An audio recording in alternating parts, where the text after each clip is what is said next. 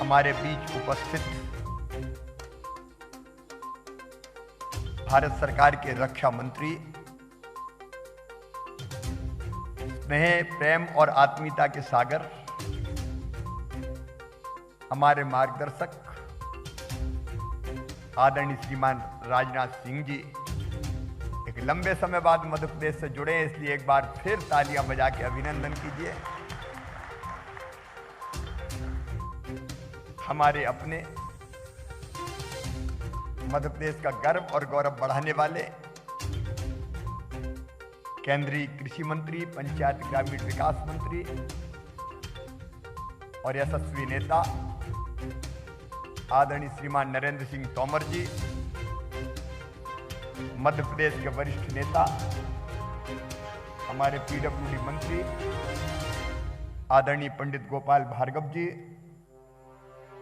हमारे पंचायत और ग्रामीण विकास मंत्री आदरणीय सिसोदिया जी, महेंद्र सिंह, भाई विजेंद्र यादव जी, भाई ओपीएस भदौरिया जी, मेरे मंत्री साथीगण, मनोज जी और 57,600 से ज्यादा स्थानों पर आज जो जल संरचना है जिनका लोकार्पण श्रद्धेय राजनाथ सिंह जी के हाथों हुआ है, वो हमें सुन रहे ये बहनों और भाइयों और भांजे और भांजी, कई जगह हम देख रहे हैं कि तालाबों पे लोग बैठे हुए हैं। छिंदवाड़ा आज हम बात नहीं कर पाए, वहां भी अद्भुत और अनोखा काम हुआ है। जिला पंचायत के अध्यक्षा जी, बाकी सब दिखाई दे रहे हैं। प्रिय बहनों और भाइयों, आदरणीय नरेंद्र सिंह जी ने याद दिलाया, लगभग 13.5 साल पहले हमने मध्य प्रदेश में जलाभिषेक कार्यक्रम प्रारंभ किया था। अपने यहां अपनी संस्कृति से जल बहुत नजदीक से जुड़ा हुआ है। अमृतम बे आपा, मतलब जल ही अमृत है। ये आज नहीं, हजारों साल पहले हमने कहा है। रहीमन पानी राखिए, बिन पानी सब सून, पानी मिले न उबरे, मोती मानस चून। बिना पानी के कुछ नहीं है। तुलसीदास जी ने भी रामायण जी में कहा, सिमट सिमट जल भरे तालाबा, जिम सदगुर सज्जन पही आवा। तो जल का महत्व हमेशा से रहा है और तालाब बनाने की परंपरा कोई आज की नहीं है, हमारी हजारों वर्ष पहले की है। लेकिन जब कोरोना काल आया, कठिन काल,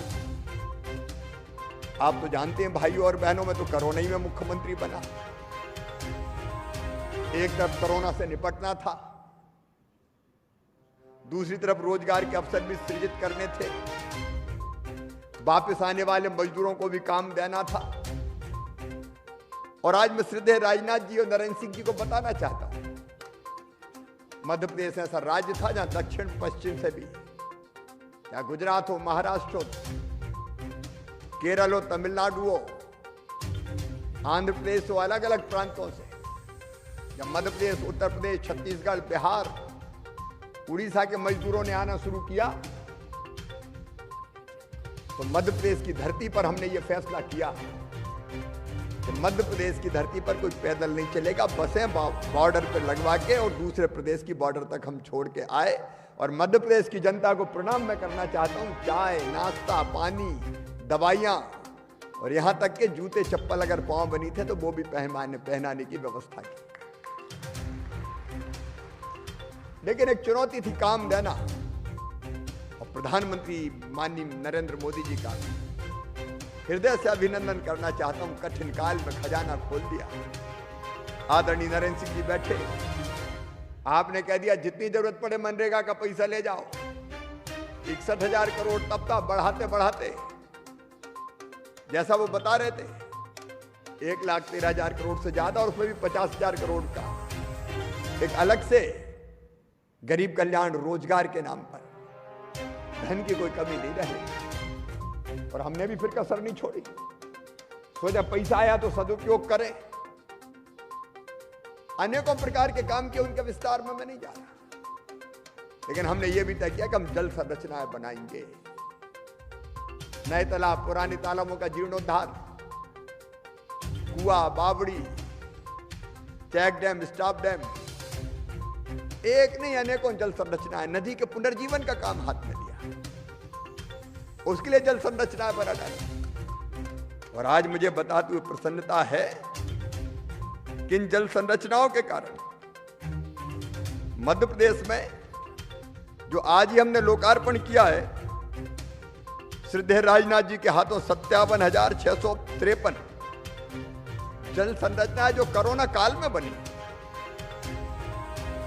इनमें से 53,517 मनरेगा में बनी और 4,136 वाटर सेट के क्षेत्रों में बनी, 17,604 व्यक्तिगत तालाब बने, 2,365 सामुदायिक खेत तालाब बने, 5,119 तालाब है, 1,972 पर्कुलेशन टैंक है, 5,773 स्टॉप डैम या चेक डैम है, 19,008 कपिलधारा कुएं, 2,558 सामुदायिक कूप है, 864 बावड़ियों का उद्धार किया गया, 95,462 हेक्टेयर जमीन सिंचित होगी बिना 1 इंच जमीन अतिरिक्त डुबाए।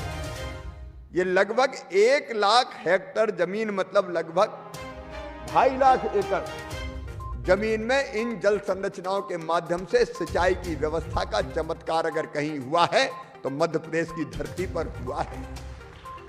और आज जब हम अलग अलग जगह बात कर रहे थे तो किसान बता रहे थे कि इन जल संरचनाओं का फायदा कितना है। न केवल हम सिंचाई कर रहे हैं, हमारे कुओं का वाटर लेवल बढ़ गया है, कई जगह हैंडपंप में वाटर लेवल बढ़ गया है, आसानी से पानी उपलब्ध है, इंसान के काम तो आ ही रहा है ये पानी, लेकिन प्राणी भी इस पानी को पी रहे हैं, पक्षी भी इस पानी को पी रहे हैं, क्योंकि जल ही जीवन है। वास्तव में मैं विभाग को बहुत बधाई देना चाहता हूं। बुंदेलखंड के 800 ऐतिहासिक तालाब हमने चिन्हित किए हैं और उनमें जो चंदेलों के जमाने के बने हुए थे, एक बार एक समय था जब छत्रसाल महाराज ने अभियान चलाया था तालाबों को मरम्मत करने का, बनाने का। उसके बाद एक अभियान हम लोग हाथ में ले रहे हैं। अलग अलग स्थानों पर मध्य प्रदेश में अनेकों जल संरचनाएं थी जो लगभग समाप्त हो रही थी, उन सब जल संरचनाओं को भी पुनर्जीवित करने का काम कर रहे हैं। प्रधानमंत्री कृषि सिंचाई योजना का भी हमने बहुत अच्छी तरह से उपयोग करने का अभियान चला रखा है, और इसलिए कैसे हमारी नदियां पुनर्जीवित हो जाए इस प्रयास में भी हम लोग लगे हुए हैं। अभी 40 पे काम चल रहा है, आगे भी कुछ नदियों को हम चिन्हित करने वाले हैं। एक तरफ ये जल रोकने का अभियान, और दूसरी तरफ हमने ये भी तय किया है कि पूरे मध्य प्रदेश में प्रधानमंत्री जी के नेतृत्व में, उनके आशीर्वाद से, और ये जो पानी रोका ये भी हमारे बहुत काम आने वाला है। आने वाले 3 साल में कोई गांव ऐसा नहीं छोड़ेंगे जहां हैंडपंप का पानी नहीं। अभी तो पानी कई जगह गांव में हैंडपंप से जाता है। गांव के कुछ इलाके में शहर में बच गए थे, मुख्यमंत्री शहरी पेयजल योजना बना के शहरों को नल जल लगा के पानी देने का अभियान हम पूरा कर रहे हैं।